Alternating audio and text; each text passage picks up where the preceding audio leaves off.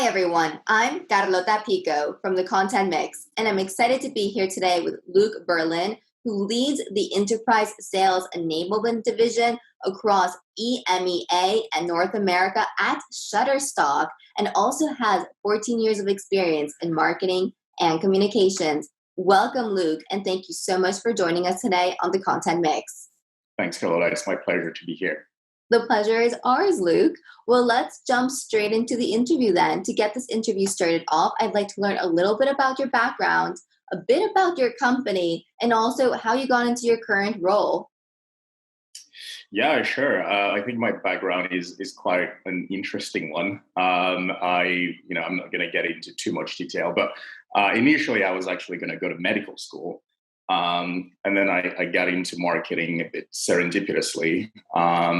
And it was back in early 2000s, got my first job in tech, which I absolutely loved, and got into marketing because I've always been a very analytical and creative person.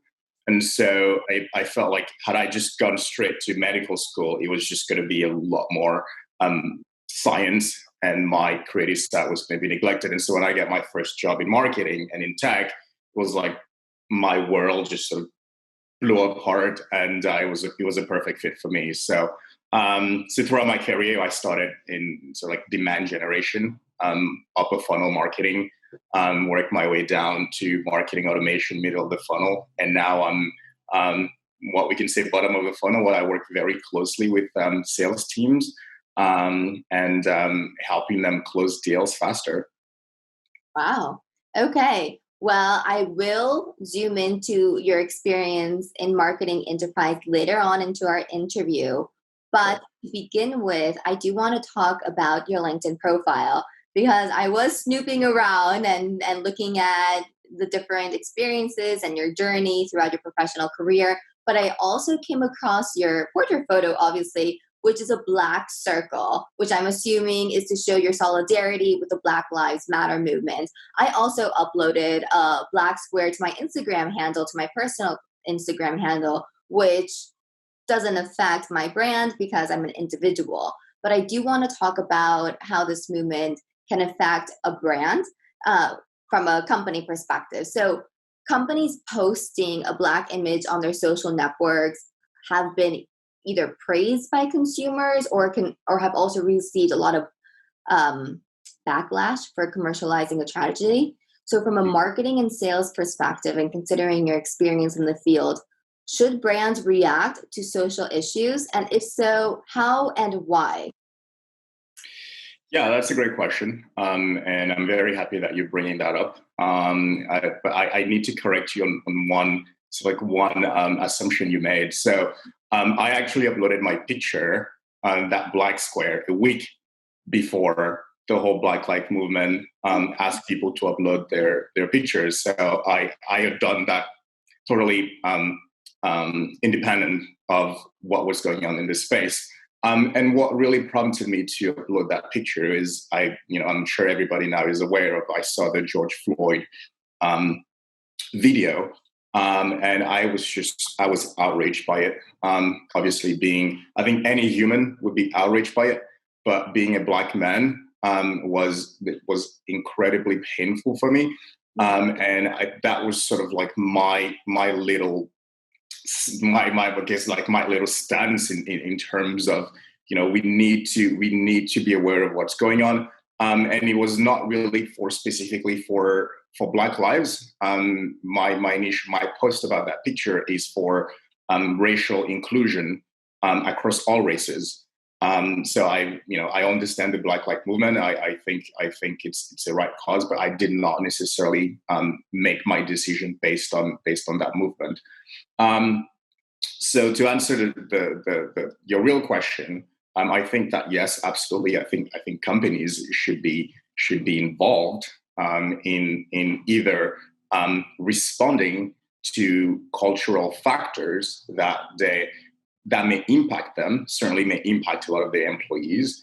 I think sometimes we fail or we forget that, yes, companies are fictional characters or fictional institutions, but they're made of people.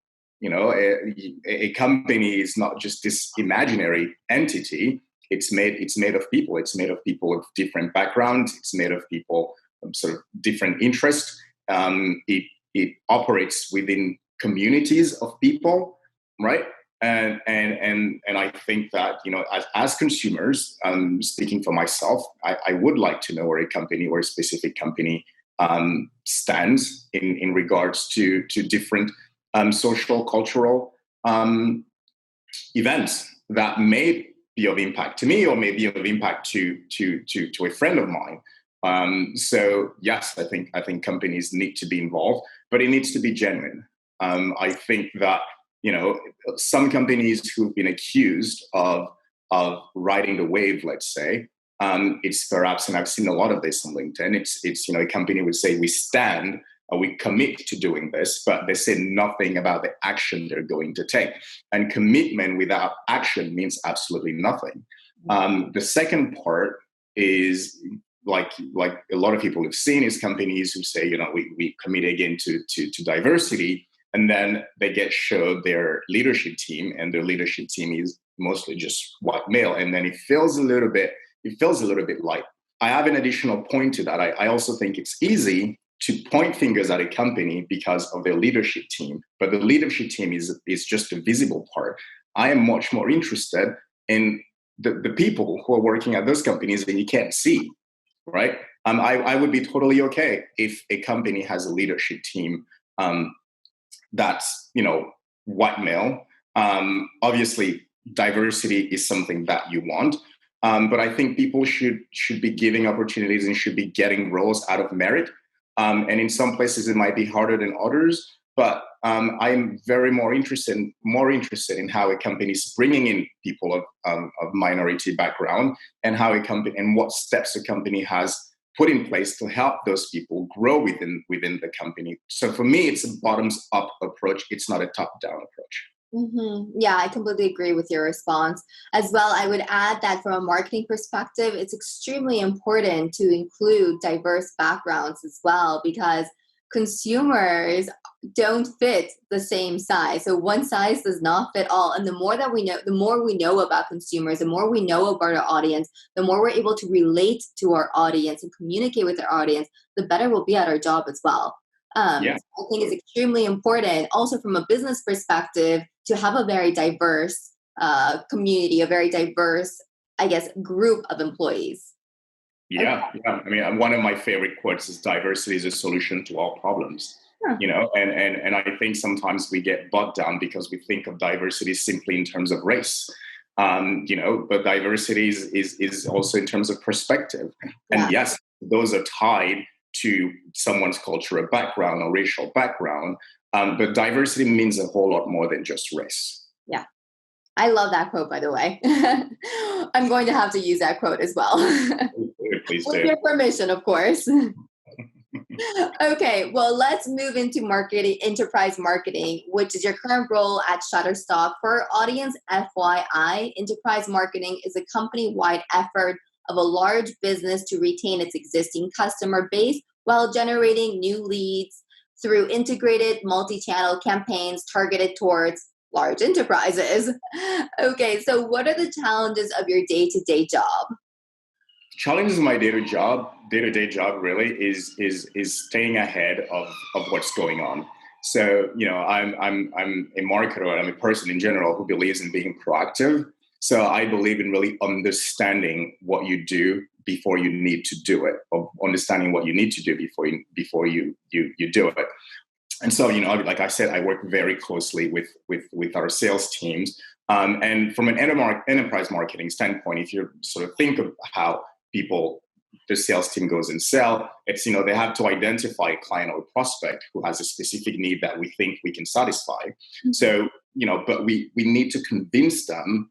First, we need to show them that we understand the industry. We need to show them that we understand the different pain points that they might be facing. And we need to have a very clear custom solution for them. And so there's a little bit of psychology involved where I need to put myself in the shoes of the salesperson is going to be talking to. And I need to figure out what would make me want to talk to this person. What would show me that this person is not just selling, that this person is educating, right? And then going and building all of those assets and then providing that to the salespeople. So, I mean, personally, to me, I wouldn't even call it a challenge because I love doing it. It's problem solving, and so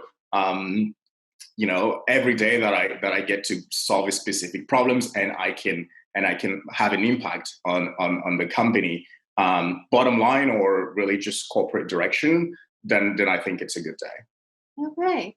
So then what are some tips for developing a successful enterprise marketing strategy? For example, you just said psychology, being able to relate or to understand or to think like a potential customer thinks. But what about some other tips, especially strategy wise?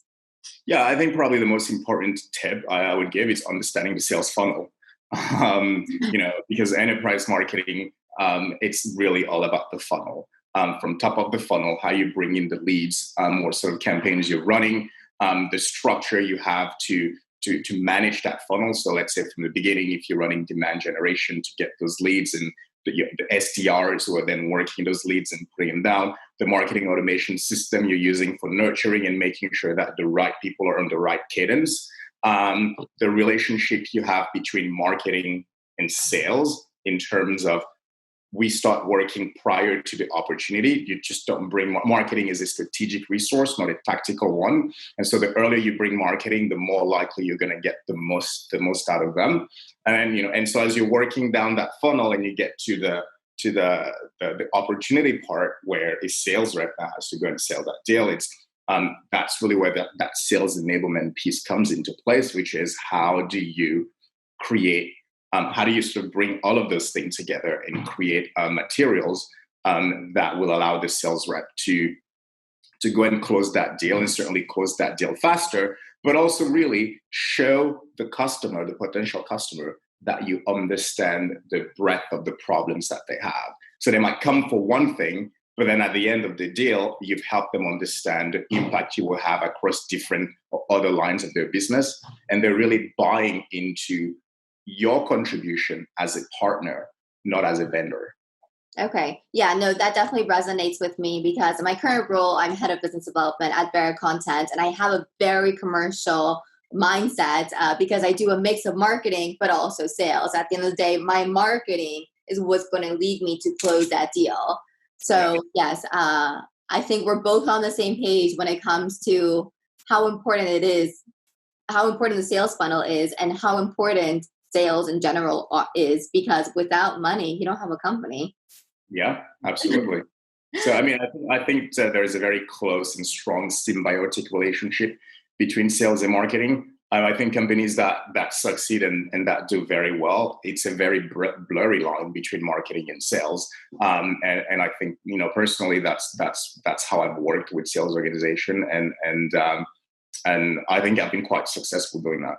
Yeah, well, from your LinkedIn profile, I would have to agree. Okay, do you use any tools to help you throughout your strategy? Like, for example, chatbots, virtual assistants. So you could list some of the disruptive technologies that you're using right now in your marketing strategy. That would be really useful. Yeah, I mean, I will be honest with you. The most disruptive technology I use in my marketing is person-to-person communication. Okay. It's really talking to the people I'm working with. I think there is a plethora of tools out there. And people can go and they can sign or buy as many tools as they want. But if you're not building relationship with the people you're working with, you might be successful, but I think you'd be a lot more successful doing that. And then if you want to get into conversations about, obviously, how are you more efficient? How are you more productive? There are different tools. I mean, like sales enablement tools that you can use to manage that relationship or between sales and marketing. Specifically, you would appreciate this specifically around content creation. Right? How do you find or how do you create the right type of content for the right salesperson, for the right vertical, for the right sort of sales process and at the right customer journey. So any sort of tool that really helps you understand and leverage that information and then create very tailored and specific assets that your sales team can then just go and use, I think extremely valuable because, time is money, right? And so if you can output things a lot faster, then you're probably having an impact in terms of your bottom line. But I'm pretty archaic when it comes to relationship, and I think everything is built on the type of relationship you have with people. Okay, Mr. Ellison, Oracle Corporation's founder and current executive chairman, I believe, actually coined that as business to human marketing, because we have business to business marketing, business to consumers marketing, but recently he coined it as B2H marketing, as what's going to drive the future. And we can already see that worldwide, how it's all about emotions and it's all about connections to real humans, because regardless of what type of marketing or what type of sales you're doing, at the end of the day, it's a human who's going to make that purchase. Yeah, that's actually very interesting. I didn't know that Mr. Ellison was quoting me without giving me credit. We'll have to get in touch with him about this. I do want to get credit. So do you have any advice for aspiring enterprise marketeers? What's something that you would have loved to have known 14 years ago when you moved from your medical field or your medical interest into marketing? I don't know. My journey has been so unique, and it's been everything is sort of falling into place when they needed to. And I personally believe that we're all on an own individual path, and sometimes it's so hard to try to give advice to someone else because the factors and the things that shaped how you get to where you are may not be the same as what they would have, and so. But if there are a couple of things that I sort of feel very comfortable now, but I wish I probably knew back then, but did not really act upon, first of all, don't be so hard on yourself. Don't be so hard on yourself. Take it easy. Have fun with it. If it's not fun, it's not worth it. I am someone, like I said in the beginning, who is, I love tapping into my creative side and also my analytical side.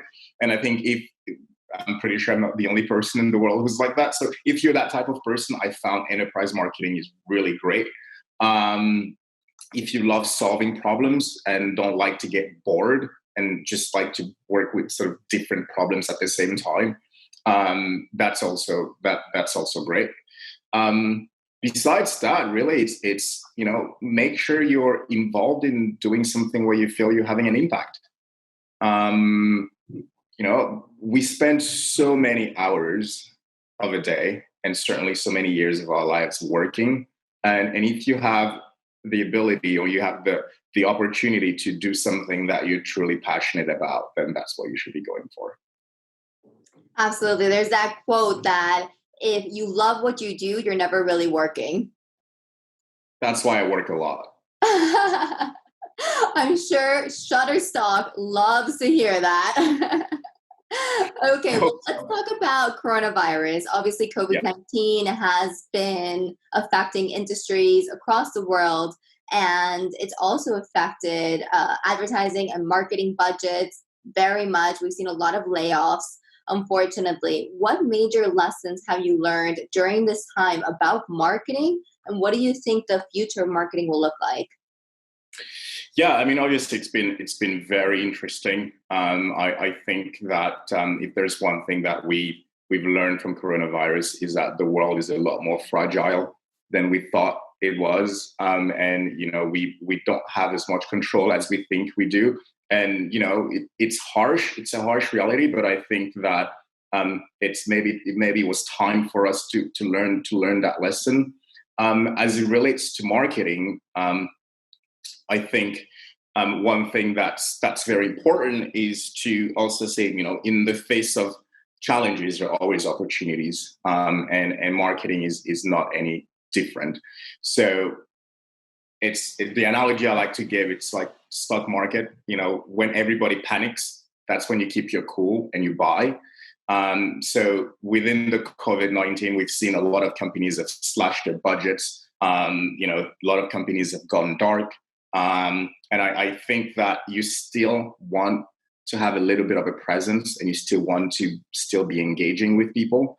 That's one area where Shutterstock has done really, really well. Obviously, the content we have and the quality of content we have, making that accessible very quickly to companies who wanted to shift or who needed really to shift their marketing strategy in a during pre-COVID versus post-COVID. I think those are the companies that are winning. So my big advice is, even in the face of adversity, from a marketing perspective, you still want to be engaging with your customers. Obviously, it needs to be genuine, right? You can't just all be about sales, about I need to make money. You need to show people that you care and you understand what's going on, but at the same time, you're still open for business.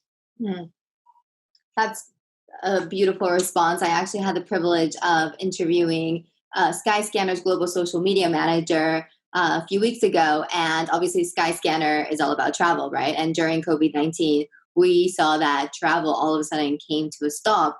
And so during that interview, I had the privilege to ask him, what did they do to empathize with their clients? Because clients can't buy tickets, or clients are afraid to buy airplane tickets right now. And so he mentioned that the most important shift to the strategy that they've currently undergone was to be able to relate to clients right now where they are, and let them know that one day we'll all be able to resume our life again, and that those people that are so far away from us and that we can't see in person, we still can meet with them online. We can still connect with them. We can still receive messages. People haven't just all of a sudden died, and the travel industry hasn't died either. We will grow from this experience, and we will learn from this experience. And I think it's such an important message to send out as well, to be able to empathize, to be able to connect, and to, at the end of the day, like you said, it's not only about sales, it's also about letting your audience know that you have their back and that you can relate to them. Yeah, no, absolutely. This is not the first pandemic we've had, and certainly is not going to be the last. I think as humans, we are extremely resourceful, perhaps to a fault, right? It is because we're extremely resourceful that we get ourselves into some problems. But I think there is one thing we should learn out of this pandemic. I think it's an opportunity for us to look into how we've shaped our society over the last couple of years. Very, very specifically, we've seen especially here in the UK, we've talked about like the NHS and the impact that they've been having, and everybody's recognizing them for the work that they're doing, but they're just doing something that they've done for a very long time, and that they've done without any recognition, and that they've done without, a lot of them struggling to keep their lives afloat because of how underpaid they are and how overworked they are. So, and we've talked about the whole infrastructure, the key workers, the people at the grocery store, all these people who, while some of us have been at home, trying to stay safe, they've been out there doing most of the work. And it's sad to see that a lot of them, for the most part, are sort of living very tough lives pre-COVID coronavirus, and certainly now. And I think it's an opportunity for us as a people to look at the systems we've had in place for so long, and it's time for us to uplift those people and make sure that they're taken care of. That gives me chills. Let's take this opportunity to give a shout out to all those caretakers who have kept us safe during this entire health crisis, and show them our gratitude and our love. Okay. And for governments to do their part in fixing the problem. Yes, definitely. To keep on communicating and to make us feel reassured that they have our back and our best interests in mind. Okay, well, on that emotional note, let's move into our set of rapid fire questions, which is basically your recommendation to our audience. To get the section started off, I'd like to ask you about your source of inspiration, an influencer or a role model. I personally have I've never really had role models. It's so weird because a lot of times people ask me about that. But there are certainly people who, ideas have shaped who I really appreciate. One of them is Henry David Thoreau, which if you saw my LinkedIn, I posted on, he's listed on there, and his book Walden.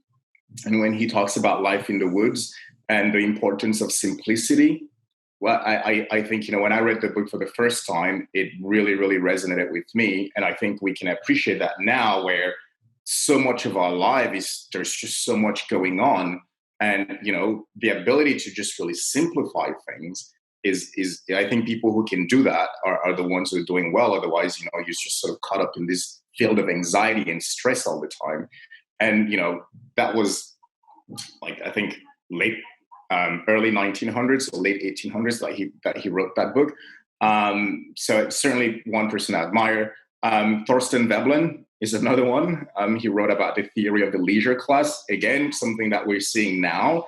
I'm not going to get into like the whole economics spiel about it, but if no one knows about who he is, they should probably check him out. He's one of those on the fringe economists, but very, very, very interesting theory.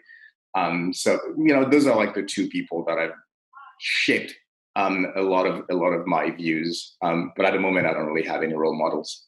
Okay. Thank you for those tips. What about an event or a publication that you like to recommend?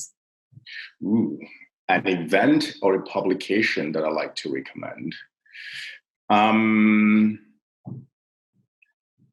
So the last sort of event that I attended, and this was really more on a personal level, was in New York, and it was the Social Good Summit a couple of years ago. Anyone who knows me knows that I am pretty big in terms of social impact. And how can companies and people in general create an ecosystem in the world where we're all having a positive impact on the planet, on each other, and all that stuff. And that was a really big event. I think that space in general, if I can do anything to encourage people to get familiarized and to really look into it, it's one thing I would highly, highly recommend. Okay. And last but not least, what's your favorite app at the moment? Ooh, favorite app at the moment. I think I said I was building it. Yeah. So yes, I've been working on this. Sort of been thinking about this concept, which is how do we create spontaneous? How do we go back to just all the spontaneous relationships we had? Let's say when we were a kid, right? So if you were to look at your contact app on your phone, it's just a list of people, and most of the people you rarely ever talk to. The people you talk to, it's sort of like everything has to be planned because you need to ask them if they're available. The way we communicate lacks spontaneity. And I think there is an opportunity to get us back to having spontaneous conversations, at least with our close friends and close connections. So I'm working on something like that that might be coming out in the very, very near future. But besides that, it's Instagram. Okay, that is so exciting, Luc. Well, I hope you keep me in mind as a beta tester. I love testing out new apps and products and services. I'm a former entrepreneur myself, and I'm all about seeing the next big thing and trying it out and just learning from each other, because the world is constantly evolving, and part of that is thanks to technology. Yeah, I agree. Well, those were great insights, Luc. Thank you so much for joining us today on the Content Mix. It was an absolute pleasure to talk with you. Thank you very much. Absolutely my pleasure. And thank you, everyone, for listening in. For more perspectives on the content marketing industry in Europe, check out the Content Mix. We'll be releasing interviews just like this one, so keep on tuning in. Have a great weekend and see you next time. Bye.